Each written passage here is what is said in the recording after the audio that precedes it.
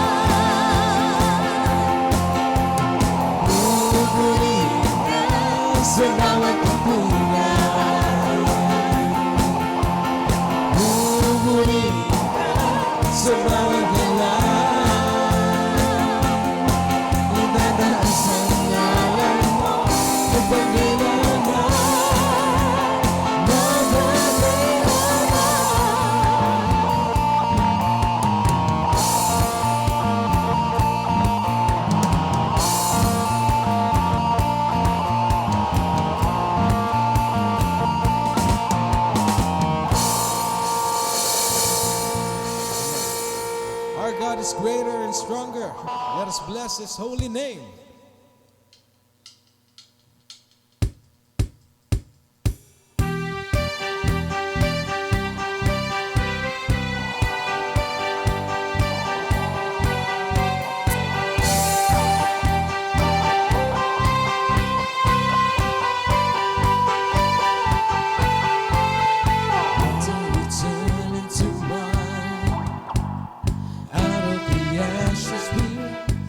There's no one like you,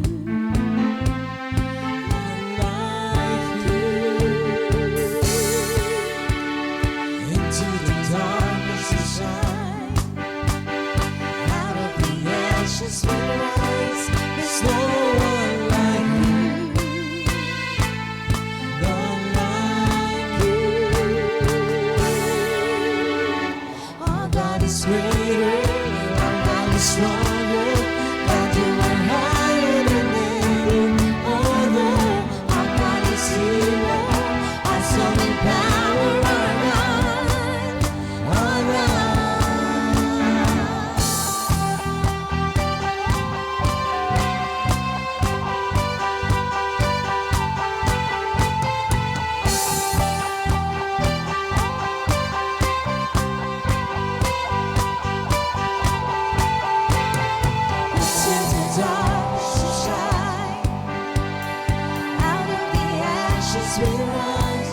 There's no one like you,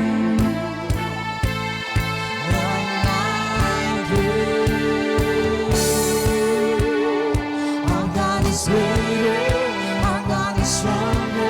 God, you are higher than any other.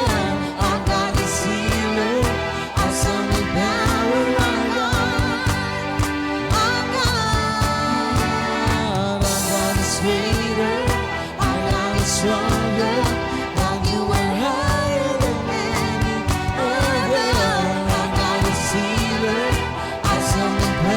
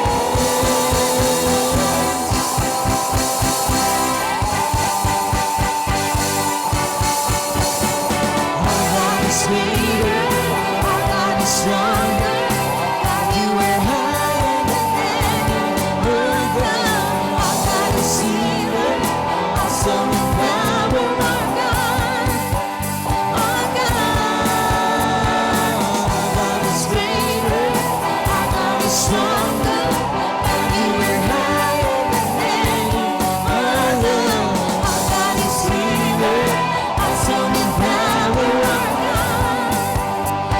God.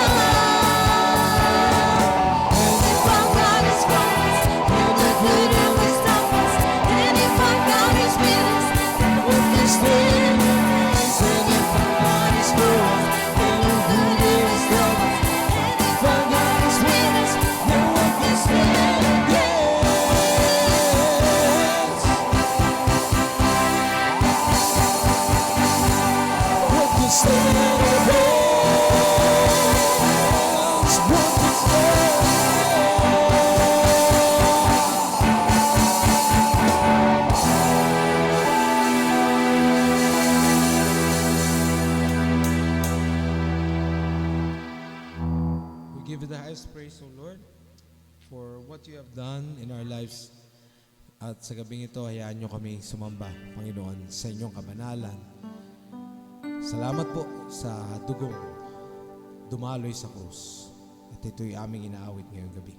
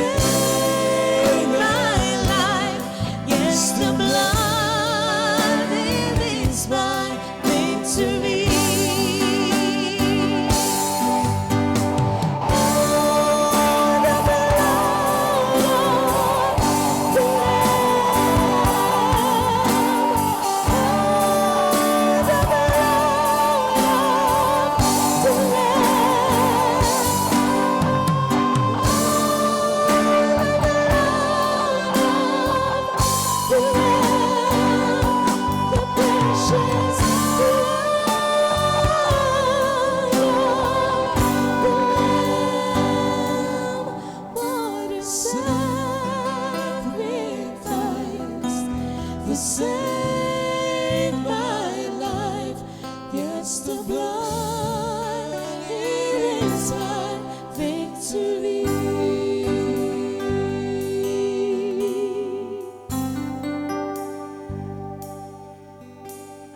Oh, what love, the greater love, grace, how can it be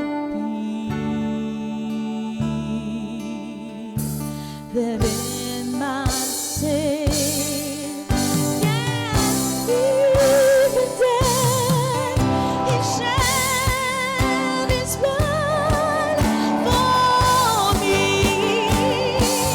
Oh, the blood of Jesus washes me. Oh, the blood of Jesus shed for me. What a sacrifice that saved my life. Yes, the blood is inside victory. What a sacrifice that saved my life.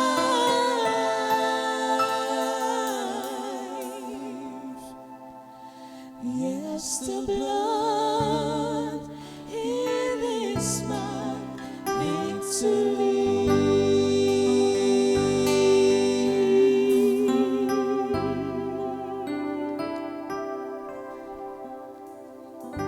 Thank you, Jesus. Thank you, Lord. We lift up your holy name, Lord, sa mga oras na ito, for who you are and for the things that you have done in our lives. Salamat, O Diyos. Kaya aming pinupuri at dinadakila, sinasamba sa matamis na pangalan ni Jesus, nangyari noon, ngayon, at magpakailanman. Amen.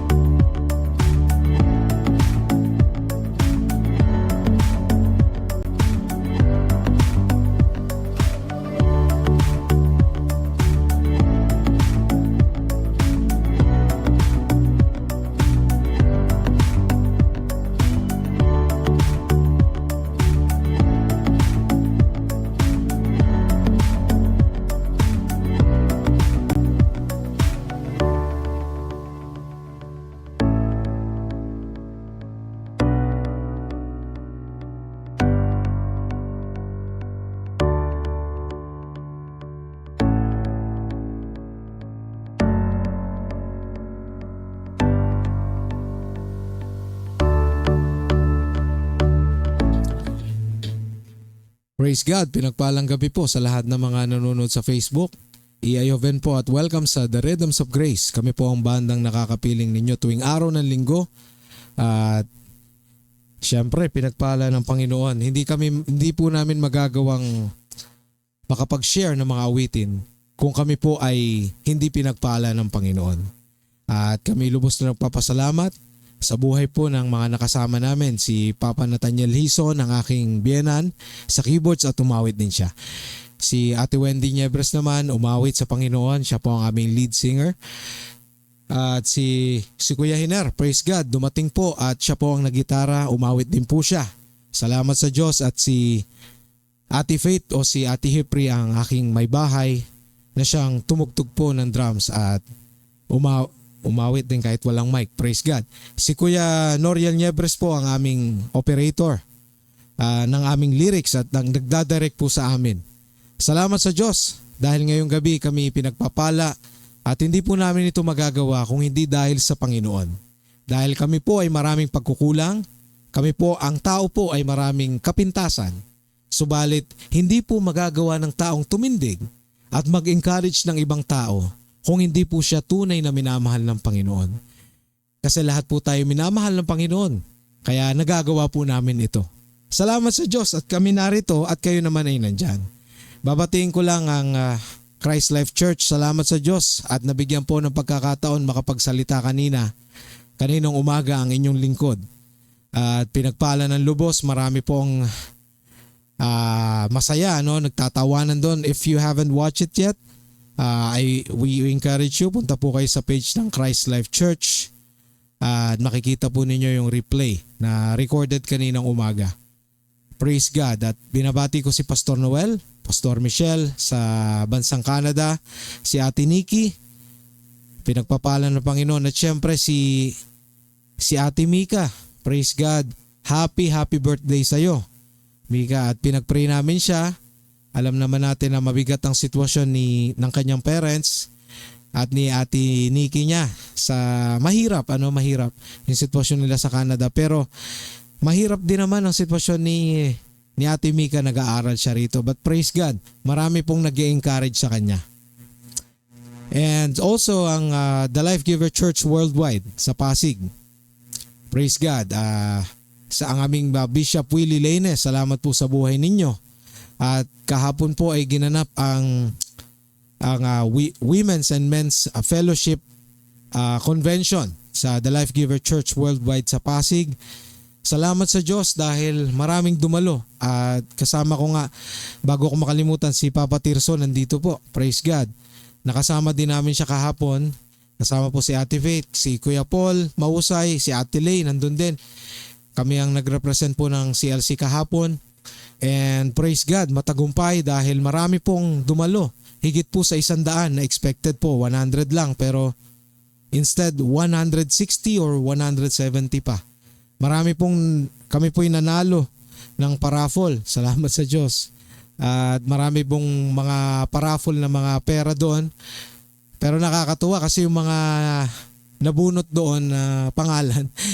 Sabi nila, bless ako ni Lord, salamat, kaya bumunot kayo ulit ibang pangalan naman para sila naman ang mabunot at manalo. So napakaganda po ng pinakita nila doon. Talagang kami na-encourage po sa mga ganong kagandahang loob na ang blessing ay na-share po natin sa mga simpleng bagay. Glory to God. Batiin natin yung mga nanonood po. Salamat. Kuya Martin Balyeras and regards kay Ate Rain dyan sa Laguna. Pastor Lito, salamat po sa panonood. God bless you dyan. Ay, Pastor Ninang, amen. Salamat po sa buhay nyo dyan.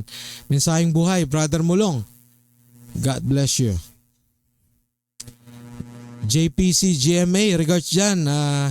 Si Pastor Jose, Pastor Joel Gandesa. Kasama din natin kahapon. Si Ate Annalyn malayo, Ate Ella malayo.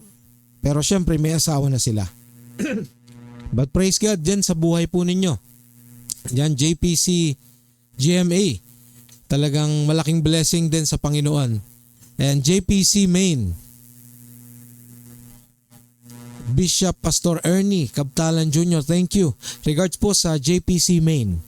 Love kayo ng Panginoon. At si Pastora Cynthia, tama, di ba? Si Pastora Cynthia kagabi at si Ate Ella nakasabay namin sa sasakyan. At nakapag-fellowship kami kahit nasa biyahe, matraffic, maraming challenges. Galing kami doon sa Pasig. On our way home, talagang naiatid namin sila ng matiwasay at salamat sa Diyos. Bagamat ang katawan natin napapagod, hindi ko alam nung gabi nakaramdam ako ng pagod, pero ang Diyos ang nagbibigay ng kalakasan. Pastor Alvaro, thank you for watching, at sa mga kapatid natin dyan sa Alicia, Isabela, happy anniversary ngayon pa lang. Congratulations po sa lahat ng bumubuo ng CLC Alicia. Ate Ging Morales and Kuya Janmel Morales, thank you for watching. Regards dyan sa mga taga Bacoor. Oy, Brother Laser, paring Laser, regards at pinagpala ka ng Panginoon. You're blessed and your family as well. Oy, Janica Alejado, God bless you dyan. Sila yung mga nasa Alam ko nasa Manuyo yata to Manuyo Outreach. Praise God. Ate Remy Lopez, hindi na ako magkakamali kay Ate Remy Lopez. Ate Remy. And kay Kuya Boy. Kuya Joe Villa sa may bahay mo. God bless you. Pinagpala kayo ng Panginoon. Salamat sa Diyos. At ngayong gabi pinagpala tayo ng Panginoon dahil tayo ay lubos na tumatanggap sa pagmamahal ng Panginoon. At tawagin natin si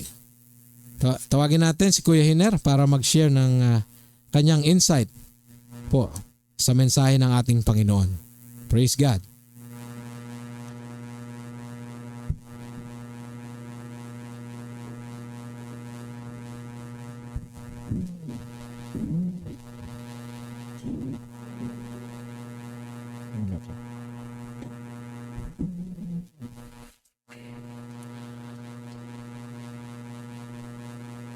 Ang sabi sa Colossians chapter 3 verse 4, when Christ who is your life appears, then you will also appear with Him in glory. Magandang gabi po sa inyong lahat. Mula po sa sinulat ni Pablo sa Colossians na nangangako kung ating tatanggapin na ito'y pangako na sa pagbabalik ng Panginoon ng Kristo ni Jesus sa kanyang muling pagbabalik, tayo na mga nanampalataya sa Panginoon ay kakatagpuin niya at ang kanyang pagkatagpo sa atin ay base sa ating totoo na pagtanggap sa kanya. Ngayon kung ang ating puso ay talagang tumanggap sa ating Panginoon at ating ipinamumuhay, kahit tayo'y kasama ng ating Panginoon, tayo'y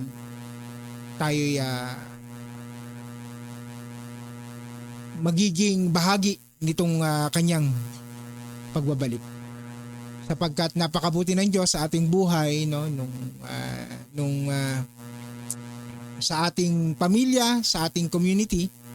Kaya't marapat na purihin natin at pasalamatan ang Diyos na siyang nag-aakda ng lahat ng mabubuting bagay sa ating buhay.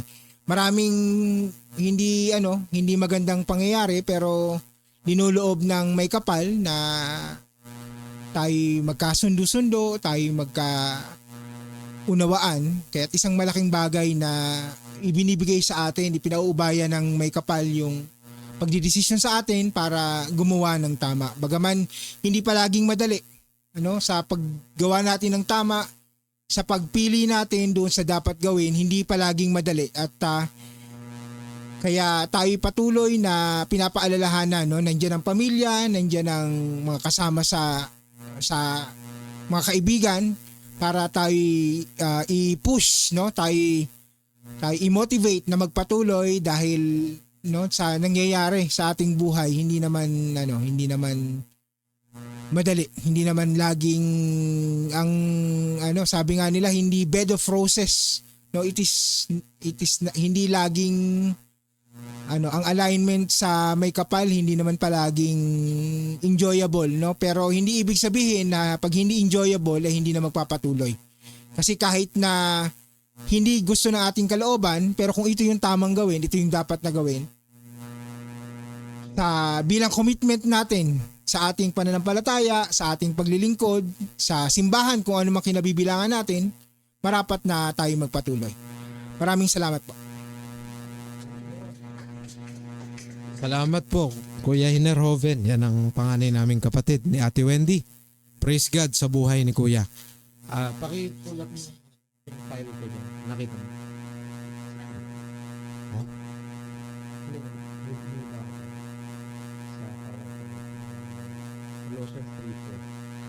Amen. Salamat sa Diyos. Kaya tayo ngayong gabi ay pinagpala. Amen.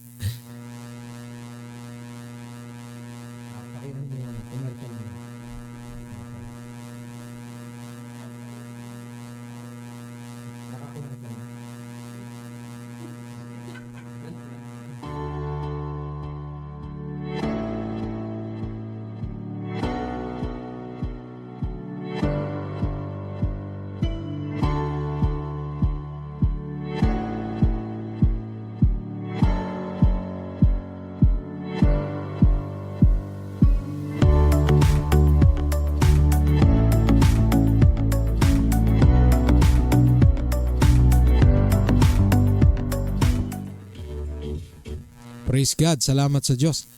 At nagkaroon lang po ng konting technical difficulties. Pero salamat sa Diyos at nandyan kayo at nandito pa rin kami. Magandang gabi po sa inyong lahat. At again, ang The Rhythms of Grace po ay isang banda.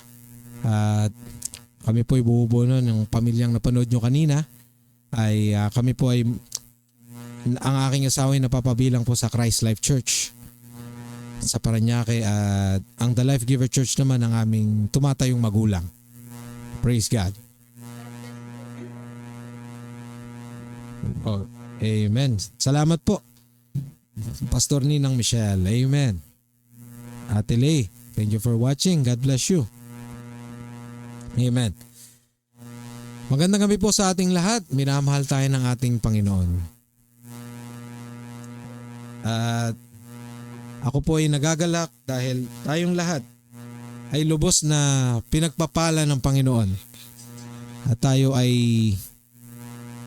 hindi nalalayo sa presensya ng Panginoon dahil siya ang unang umibig sa atin. Siya ang unang nagparamdam ng kanyang pagmamahal para sa atin. Kaya hindi niya tayo bibiguin. Kaya yung binasa po ni Kuya Hener kanina, Colossians 3:4. Napakaganda po nun. At yun po ang aking dadagdagan po yung sinabi po ni Kuya. Amen.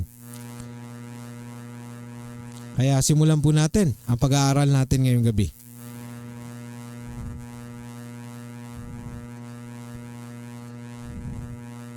Amen. Sino ba talaga ako? Maraming tao ang naghahanap ng identity sa trabaho, social media, likes, achievements o relasyon. Pero lahat ng iyon pansamantala lang. Ang tunay na identity ng isang Kristiyano ay nakatago kay Kristo. Kaya yun po. Identity in Christ. Yun po yung ating pag-aaralan o pag-uusapan ngayong gabi. Colossians 3:4. Ano ba ang identity natin? Yun ang identity in Christ. Basahin po natin minsan pa, Colossians 3:4. Sabi doon, when Christ, who is your life, appears, then you will also you will appear with Him in glory. So ang tinutukoy po nito ay pinatutungkulan. Tama po yung sinabi ni Kuya, narinig nyo kanina na si Paul, ang kinakausap po nito ay yung mga taga-Colosas. Sa mga hindi po nakanood kanina, binigyan ko po ng konting insight ang Colossians. Ang Colossians po ay located, may ilang parts po ng Turkey sa present time. Kung saan noong mga panahon ni Paul, kung kailan siya kung kailan niya kinakausap ang mga taga-Colossians, ang mga tao doon ay may impluensya po kasi sinakop sila ng Roma, may mga Greek doon, may mga Hudyo, may iba-ibang religion po sa Colossians. Pero ang nais po ng Panginoon sa pamagitan ng buhay ni Paul, ang bawat isa po ay makaranas po ng pag-ibig ng Diyos. Kaya naman ginamit si Apostol Pablo para siya ay makapangaral sa iba't ibang lugar. At isa na po yung Colossians. Kung babasahin po natin sa Tagalog, basahin po natin sa wikang Tagalog. Ano po ang sabi? Sa Mabuting Balita, Biblia Tagalog, si Kristo ang inyong buhay at kapag siya'y nahayag na, mahahayag din kayong kasama niya at makakahati sa kanyang kalwalatian. So ulitin natin, si Kristo ang inyong buhay kasi etong mga kinakausap ni Pablo, mga sumampalataya na ito kay Jesus. Hindi na sila yung mga dating naniniwala sa mga Greek mythology, naniniwala pa sa iba't ibang klaseng religion. Kasi nga, ang ino-offer ng Panginoong Hesus ay kapahingahan mula sa iba't ibang klaseng relihiyon. At yun din yung isinusulong ni Paul. Kasi si Paul nakatagpo siya ng grasya eh.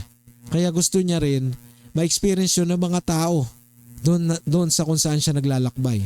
At napakalayo po ng mga nilakbayan ni Paul. Hindi po biro.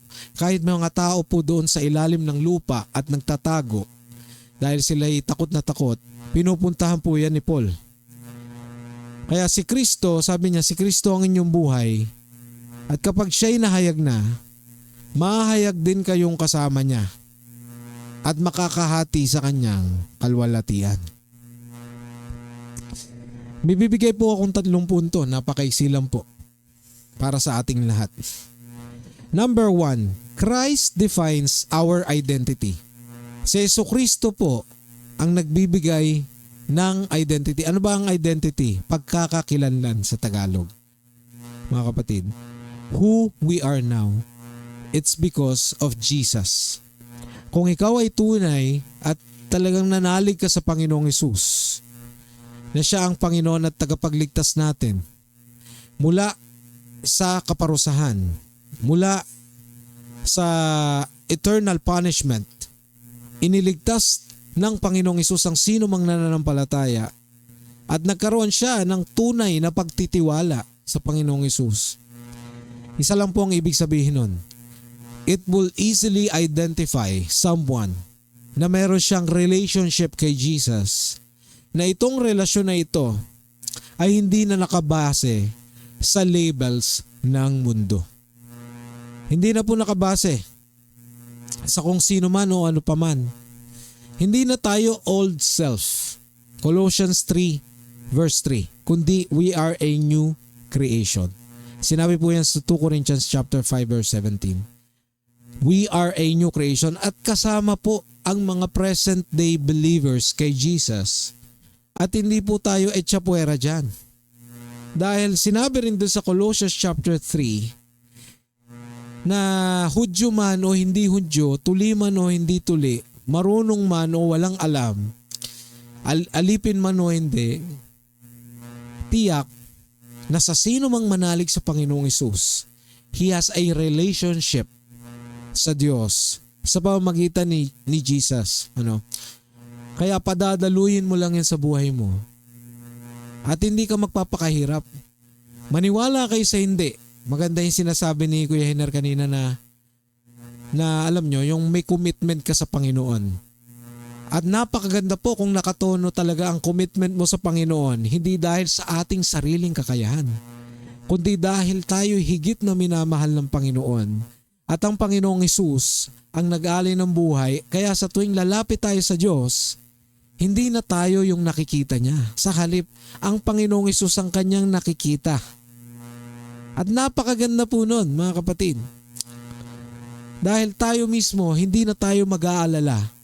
Dahil sa mga nagawa nating pagkakasala at pagkukulang, marami mang pagsubok ang dumaan, marami mang mga kapigatian, tayo man ay marubdob ang damdamin kuminsan at tayo, yung mga damdamin natin ay may kabigatan, mga kapatid.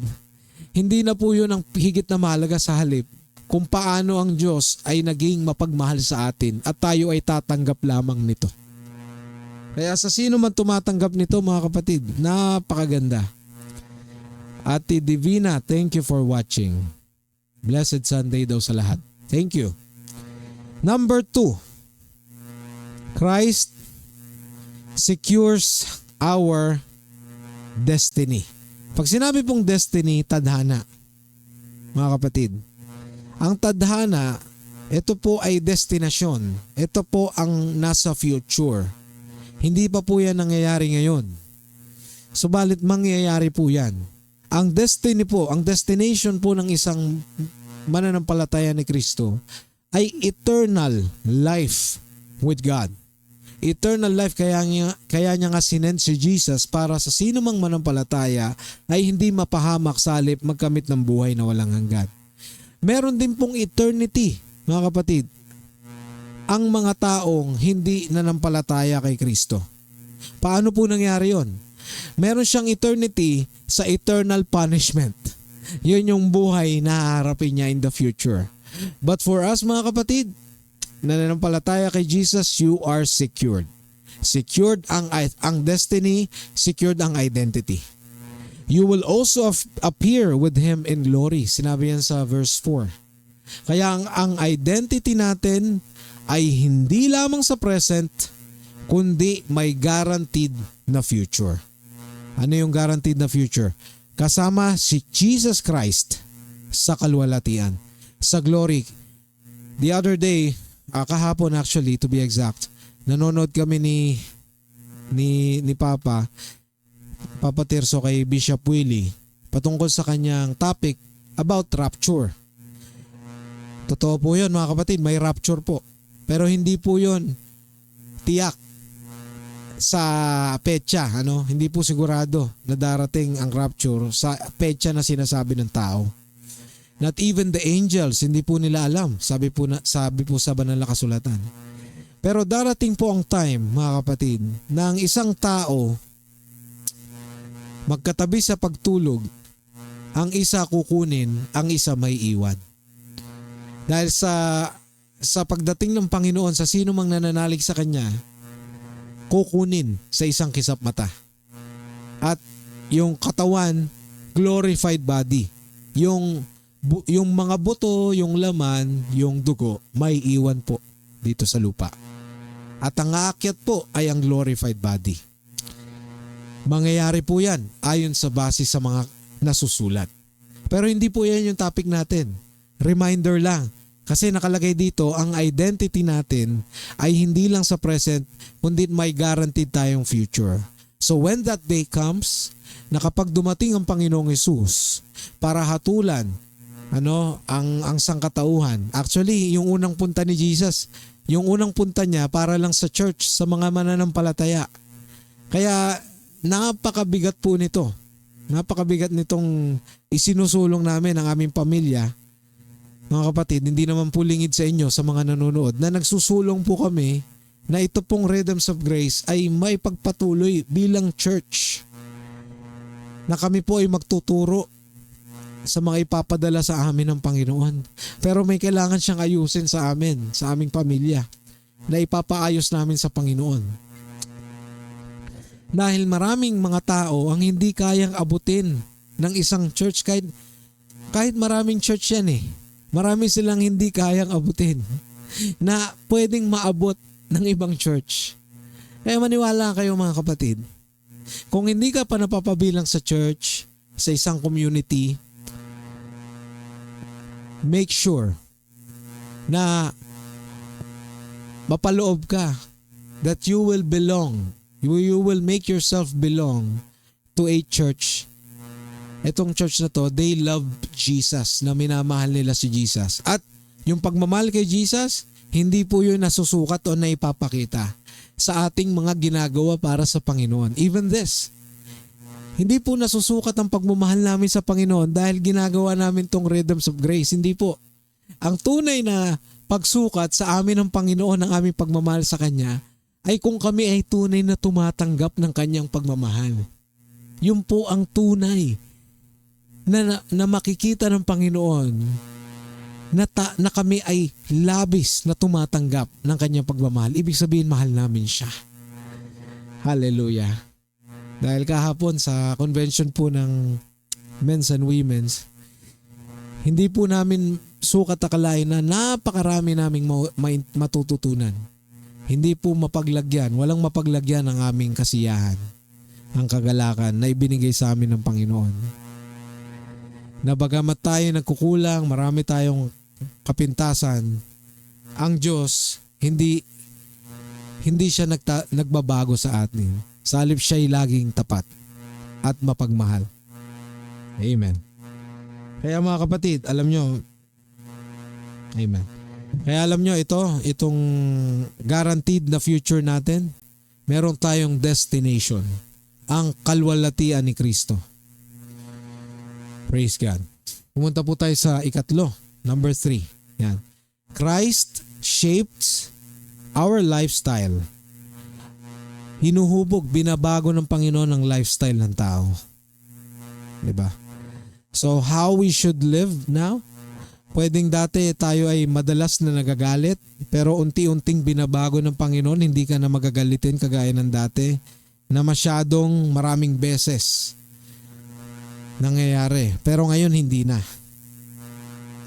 Dati, yung iba ay adik sa sugal, alipin ng sugal. Ngayon hindi na. Dati alipin ng alak, ng sigarilyo, alipin ng drugs. Ngayon hindi na. Bakit natin nagagawa yon? Kasi tayo ay tumatanggap ng pagpapala ng Panginoon, ng pagmamahal niya. At yun yung dapat nating ikapamuhay araw-araw. Hindi yung dahil tayo ay nagsusumikap na alam mo magsakripisyo, gawin lahat. Magfe-fail tayo kapag sa flesh natin pinapadaan lahat. Pero kung sa Espiritu ng Panginoon, yun yung magkakaroon ng relationship. Yung Espiritu natin na nasa atin, yun ang kakausap sa soul area.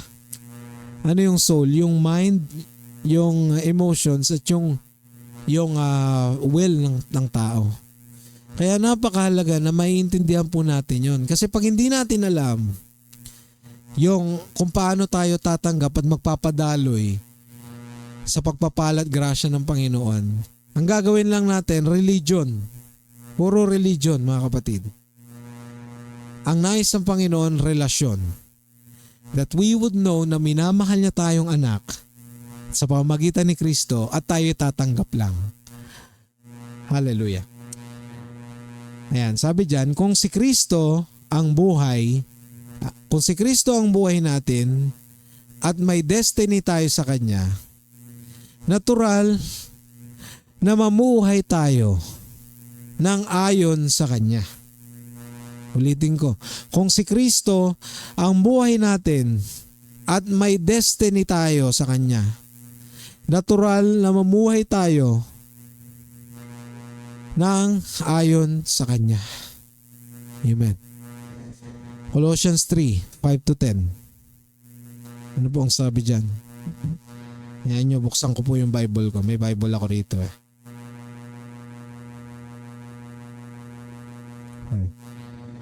Colossians chapter 3 verses 5-10.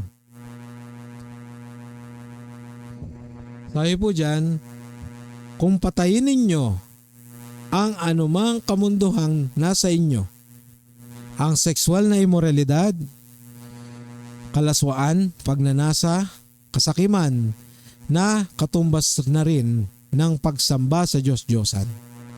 So that serves as a warning. No? Ang parurusaan ng Diyos ang mga taong gumagawa ng mga bagay na iyon. Gayon din ang pamumuhay ninyo noon. Ibig sabihin, yung kausap ni Paul na mga taga-Colossians, yung audience ni Paul, dating ganon ang pamumuhay nila. Kaya sabi ni Paul, alisin nyo na. Don't dwell. Don't stay. Pero ngayon, verse 8. Tama ba? Verse 8. Pero ngayon, dapat na ninyong itakwil ang lahat ng ito. Galit, puot, sama ng loob, paninira sa kapwa, at ang mga bastos na pananalita. Huwag kayong magsinungaling sa isa't isa. Dahil hinubad ninyo ang dati ninyong pagkatao at masasamang gawain. So meron tayong free will, mga kapatid, na itakwil lahat ng ito, alisin sa buhay natin. Ang Diyos na makapangyarihan sa lahat, nilimit niya po ang kanyang kakayahan, ang kanyang power by giving us the free will. Nung binigyan tayo ng free will, ang Diyos ay nilimit ang kanyang kapangyarihan. And imagine that. Huwag kayong magsinungaling sa isa't isa dahil hinubad nyo na ang dati nyong pagkatao at masasamang gawain. Ito maganda sa sinabi ni Paul. Verse 10. At isinuot na ninyo ang bagong pagkatao. 2 Corinthians 5:17. Bagong nilalang na. At tayo, applicable din po ito sa atin. At isuot na ninyo ang bagong pagkatao. Isinuot na ninyo ang bagong pagkatao. Ang pagkataong ito'y patuloy na binabago ng Diyos na lumikha nito. Amen. Lumikha nito. Para maging katulad niya tayo at para makilala natin siya ng lubusan. Yung pala ang nais ng Panginoon, na makilala natin siya ng lubusan. Kaya nga merong mga awitin, oh, I want to know you more, deep within my soul. O Lord. I want to know you. Dahil may mga bagay, mga kapatid, na distraction. Sa halip na makilala natin ang Panginoon, baliktad. Hindi natin siya nakikilala dahil na tutuon yung atensyon natin sa maraming bagay dito sa lupa. And imagine that, mabibigat po ito. Again, iulitin ko po as a reminder for us. Kaya patayin na po. Hindi po sinabing basta iwan patayin. Lahat po ng desires of the flesh. Ano yung desires of the flesh? Sexual immorality, kalaswaan, pagnanasa, kasakiman, greed. Sa verse 8, itakwil ang lahat ng ito, galit, puot, sama ng loob, paninira sa kapwa, mga bastos na pananalita.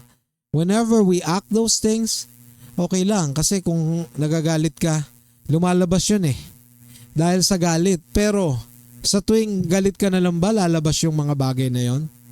Lalabas ba yung mga sinasabi mo masasama tuwing galit ka na lang lagi? Hindi po. And that is a sign of evidence, mga kapatid, na ikaw ay namumuhay na kung saan nais mo, pinili mo na ninanais mong tanggapin ang pagmamahal ng Diyos sa buhay mo. Kasi nga sabi sa isang awitin, salamat Panginoon, kilala mo ako, salamat Panginoon, itinutuwid mo ako. At kapag may mga bagay na kinokorek ang Diyos sa atin, magpakorek ka lang. Hindi naman para sa ibang tao yun, para sa iyo yun.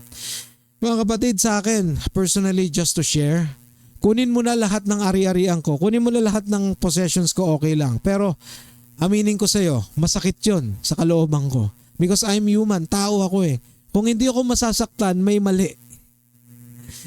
May mali, mga kapatid. Kunin mo yung mga naipundar ko, kunin mo yung mga pinaghirapan ko. Yes, ibibigay ko pero masakit po sa damdamin ko. Napakasakit. Dahil natural po ako'y tao. Pero kung ako'y magpapadaloy dun sa pagmamahal ng Panginoon, sasabihin niya sa akin, anak, kahit wala ka ng mga bagay na material dito sa lupa, basta na iintindihan mo na ikaw ay aking minamahal na anak, secured ang identity mo. Ikaw ay tumatanggap kung paano yung sinasabing double portion of anointing na ibinigay kay Jesus, ikaw mismo ang tatanggap, anak. And that is what God is telling you. Mga kapatid na nanonood sa oras na ito, marami kang pangarap sa buhay, marami kang gustong gawin, marami kang gustong maging. Pero anong sinasabi sa iyo ng Diyos? Anak, hindi mo kailangan ng mga bagay na yan para matanggap kita. Hindi mo kailangan mag-fasting. Hindi mo kailangan mag-Bible study, maghapon, magdamag. Hindi mo kailangan magpakahirap sa church para sabihin mo ang identity mo ay ikaw ay aking minamahal na anak. No. All you need to do is just have faith in what the Lord Jesus done on the cross. At nung siya'y nabuhay na magmuli, tayo mismo, mga kapatid, tayo mismo, ikaw at ako, na nanalig sa Panginoong Hesus, ay bagong nilalang. Sino ba naman ang ayaw nun, mga kapatid? Ikaw na yung tumatanggi. Nagtatampo ka na sa bigas. Sabi ng mga matatanda, tumatanggi ka. Mga kapatid, ako po nagsasabi sa inyo na ang ninanais ng Panginoon sa atin, ma-enjoy natin yung mga bagay dito sa lupa bilang kanyang minamahal na anak. At huwag po natin palampasin ang pagkakataon na ito. Praise God, mga kapatid. Application po. Ang application na ito ay 3 lamang, paiksiin ko na. Kung si Kristo ang ating buhay, siya ang magdidictate ng ating halaga at direksyon. Hindi ang tao o sitwasyon. Ulitin ko, kung si Kristo ang buhay natin, siya na magdidictate, siya na magsasabi. Kaya kapag may decision ka sa buhay mo, hindi na ikaw yung masusunod. Sa halip si Lord na ang masusunod. Ako, aminin ko sa inyo mga kapatid, marami akong mga gusto mangyari sa buhay ko. But when I realize na iba ang pinaprompt sa akin ng Holy Spirit, iba yung pinagagawa, iba yung sinasabi ng Holy Spirit, sinasabi ko, Lord, ayoko nito, mabigat ito. Napakahirap nitong pinagagawa ninyo. But the Lord God, sinasabi sa akin ng Panginoon na ikaw ang aking minamahal na anak. I remember pasensya na po. I remember si Pastor Alvaro nung siya ay lungkot na lungkot. Sharing niya ito. Mula sa kanyang sharing, Pastor Alvaro, allow me to share. Dumating siya sa matinding pagsubok. Napakatindi. And then he found himself na corner na siya. Wala na siyang mapuntahan. Ang ginawa niya, umupo siya. Umiyak siya sa Panginoon. Dumaing siya sa Diyos. At alam niyo ang ginawa ng Diyos. Hinipo si Pastor Noel. Sabi kay Pastor Noel, lapitan mo at yakapin mo. At sabi ni Pastor Noel kay Pastor Alvaro, sinasabi sa iyo ng Panginoong Hesus na ikaw ang kanyang minamahal na anak sa pamamagitan ni Kristo.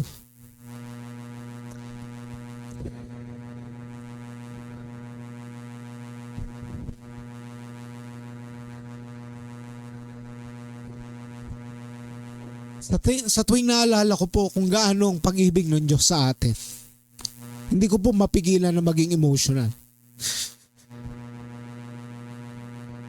Kasi kung paano mo maiisip na ang Diyos sa isang tulad mo. Sabi nga ni Papa Tirso kanina, nagpe-pray kami. Mula sa putik, napakarumi, binigyan niyo kami ng pag-asa, Panginoon. Salamat o Diyos. Dahil hindi namin magagawa ang mga bagay nito kung hindi mo kami pinahalagahan. Number 2. Hindi mo kailangan patunayan na ang sarili mo sa mundo. Never. Dahil may eternal glory ka na kay Kristo.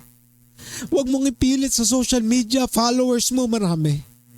Maraming nagla-like sa social media account mo. Look at what happened to Charlie Kirk. Sa isang iglap, binaril sa leeg, patay. Ano nangyari sa kanya? Even though nagsusulong siya ng Christian faith, napaka-conservative. Sino mang makadebate niya, walang may sagot sa kanya. Pero kita nyo, sa isang iglap, kung dun ka aasa sa social media, sa mga followers mo, magfe-fail ka, mga kapatid. Ang eternal glory po natin ay walang iba kundi kay Kristo lamang. Kay Jesus Christ. Amen. And number 3, bamuhay tayo bilang anak ng Diyos. Hindi bilang alipin ng mundo. Hindi na po tayo magpapaalipin sa mundo. Kung ano ang trending, kailangan meron ka rin. Hindi po. Nakita nyo ba yung mga suot namin? Naka-violet kami. Si Ate Wendy, yung damit niya parang kailan pa ba yan na uso? Diba? Ibig ko sabihin, hindi pa rin, kay mama pa yata, pero hindi pa rin doon nasusukat eh. Kasi meron nga mga Christian, alam nyo, mga pananampalatayang Kristiyano na mali din. Pero alam nyo, kung isipin mo lang na kaya mo to ginagawa yung mga bagay na ito dahil ikaw ay anak ng Diyos, minamahal ka niyang anak. Mga kapatid, napakasarap mabuhay. Magamat napakahirap. Kasi maraming challenges. Marami. Nung isang araw nga kami nila Ate Pete, si Papa. May St. Peter na tayo. Di ba? Kumuha din pala si Ate Pete ng St. Peter. So, ibig sabihin, solve na. Wala nang problema sa pagbuburulan. Paunahan na lang tayo. Nagbibiruan kami. At si Papa sa Golden Haven sa Las Piñas may lupa pa. 2 lote yon, di ba? Hindi naman kayo magagalit kung hiramin namin. Or kung sino man ang mauna na umuwi kay Lord. Di ba? Ibig sabihin, beneficiary, mauuna ka, mauuna ang sino man, pero nag-benefit ka na. Kaya nga sabi sa Philippians 1, di ba? To die is to gain. And to life is to Christ. Kaya yun yung ating identity, mga kapatid, na aking binabahagi ngayong gabi. At sinabi din ni Kuya Hinar kanina, sa Colossians 3:4, napakasarap namnamin po ng mga pangako ng Panginoon sa atin na meron tayong eternity. And we do not lean sa mga bagay dito sa lupa. Pera, kayamanan, sasakyan, bahay, wala po yan, mga kapatid.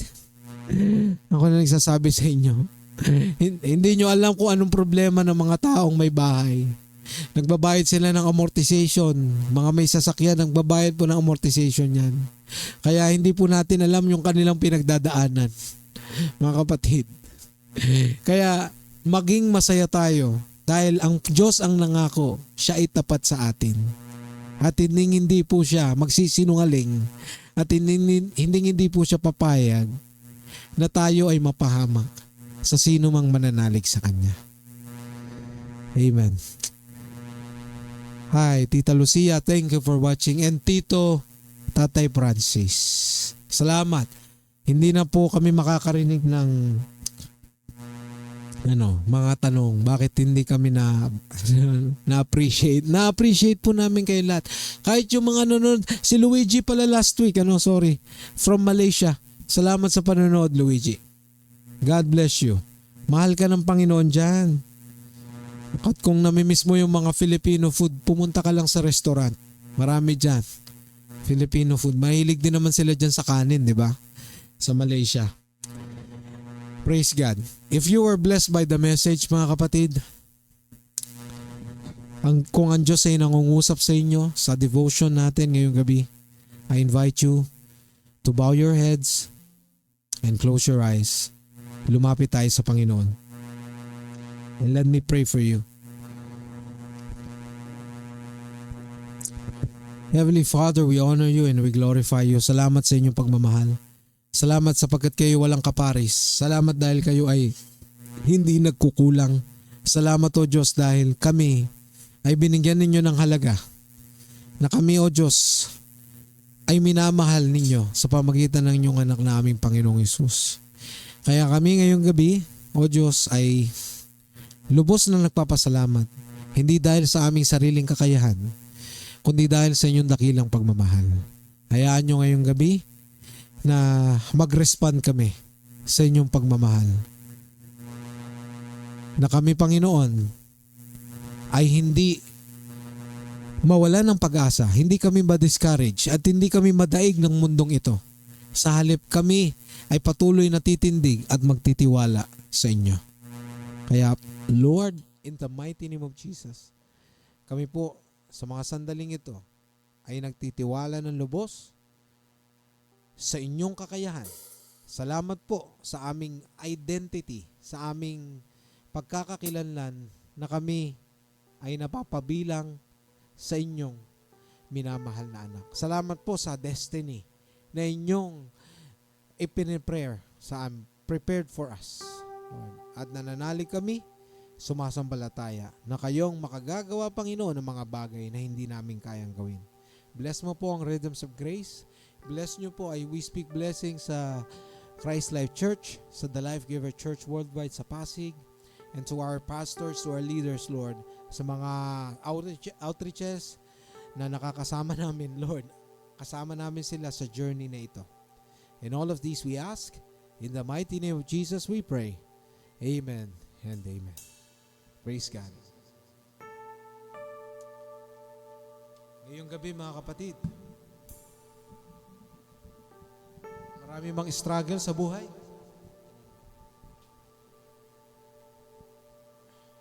Marami bang pong mga bagay na hindi natin may paliwanag, hindi natin matanggap. Ang napakagandang respond po doon ay magpasalamat. sa Diyos. Bakit? Kasi siya po ang nagbibigay sa atin ng kalakasan. Ang magagawa lang natin is to respond. Magpasalamat sa Kanya. Kaya ngayong gabi, we encourage you, ang awitin pong ito ay sinulat po ni Tita Lucia. Tita Luz. At ako po ang naglapat ng musika. Ang pamagat po ay Salamat Jesus.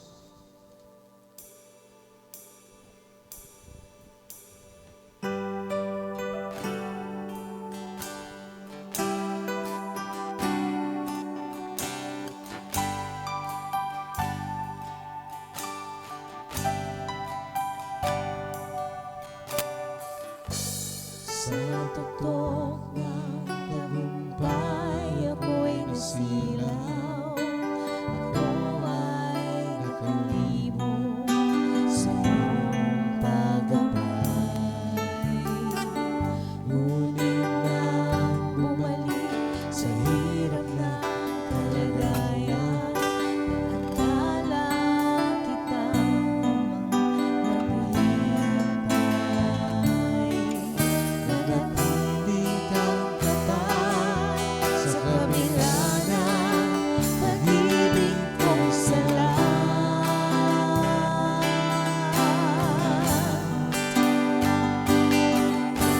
Jesus, aking Diyos at tagapagligtas, salamat sa grasya at pag-ibig mong wagas.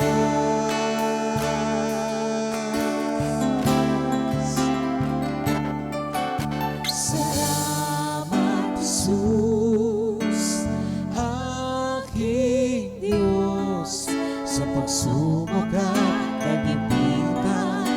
Ikaw ang aking sandigan. O salamat, Jesus, sa labis mong pagmamahal. Salamat, Jesus, sa alay mong buhay.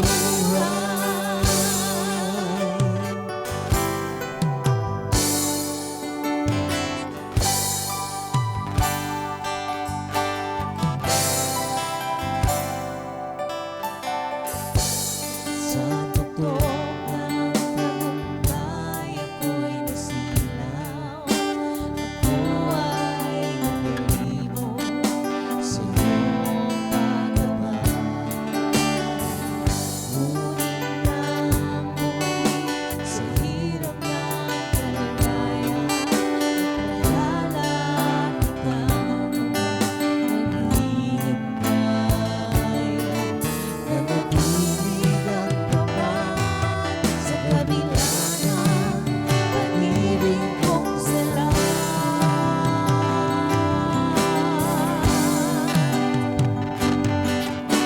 Jesus, aking Diyos at tagapagligtas, salamat sa grasya at pag-ibig mong wagas.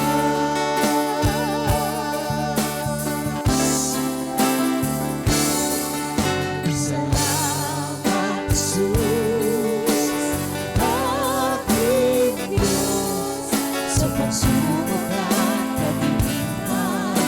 Ikaw ang aking sandigan. O salamat, Jesus, sa labis mong pagmamahal. Salamat, Jesus, sa alay mong buhay.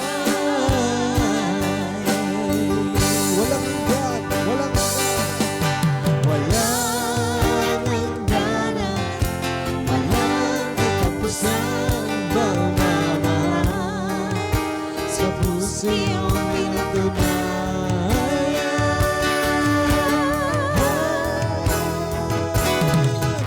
Salamat, Jesus, aking Diyos, sa pagsubok at kagipitan.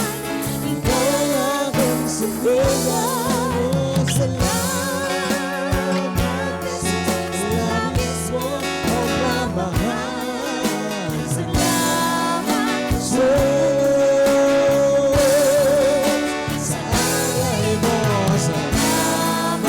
Jesus, aming Diyos. Sa pagsubok at kagipitan, ikaw ang aking sandigan. O salamat, Jesus, sa labis mong pagmamahal. Salamat, Jesus, sa alay mong buhay.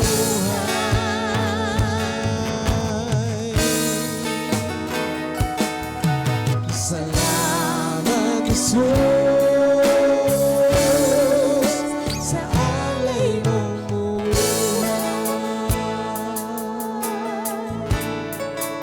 Salamat, Jesus.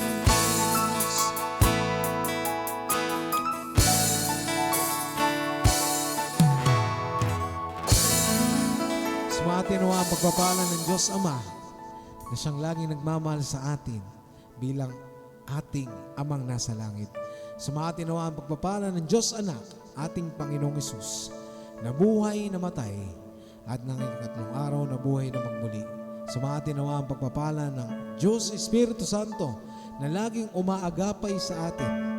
Ano man ang ating isipin at gawin, tayo ay Kanyang tinuturuan, sinasamahan. Lahat ng ito hiniling natin sa ngalan ni Jesus. Amen. Amen. Salamat po sa lahat ng mga sumama sa amin. God bless us all and see you next Sunday.